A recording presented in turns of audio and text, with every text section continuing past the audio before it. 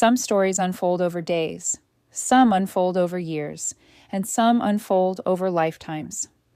This is The Bone Clocks. The story begins in England in the early 1980s with a teenage girl named Holly Sykes. She is 15, impulsive, angry, and desperate to be seen. After a fight with her mother, Holly runs away from home, convinced she can survive on her own. But almost immediately, something feels wrong. Holly hears a voice inside her head, a calm, unfamiliar presence that speaks as if it knows her. At first, she assumes she's imagining it. Stress, fear, exhaustion, anything but the truth, because the truth is far stranger. Holly is not alone in her own mind. As she drifts from place to place, narrowly escaping danger, she begins to realize that her life is being pulled into something much larger than teenage rebellion. People she meets seem to know things about her they shouldn't. Encounters feel orchestrated rather than accidental, and the voice inside her head refuses to leave. Years pass, and the story moves forward in time, following Holly's life across decades. Each section introduces new characters, new perspectives, and new genres, but all of them orbit the same hidden conflict. A war no one knows is happening.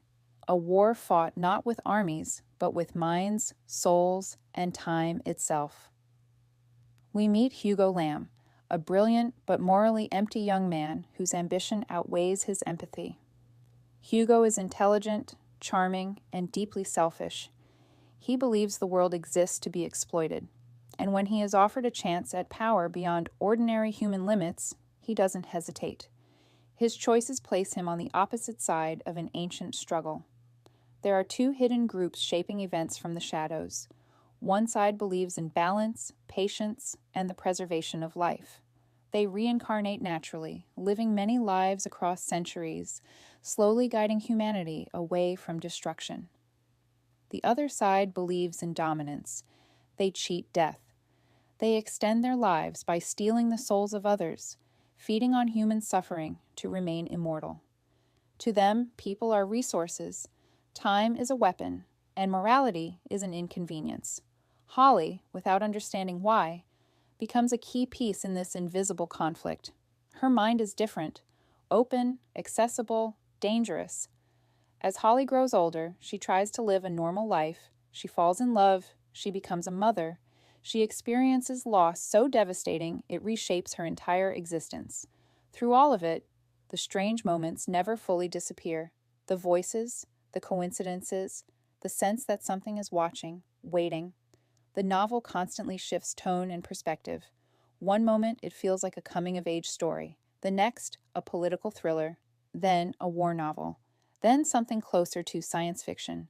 Each shift feels jarring at first, but slowly a pattern emerges. Everything is connected. The personal and the cosmic are intertwined. Individual choices ripple outward, affecting not just families or nations, but the future of the world itself. As time advances into the 21st century, the hidden war grows more desperate. The balance between the two sides begins to collapse.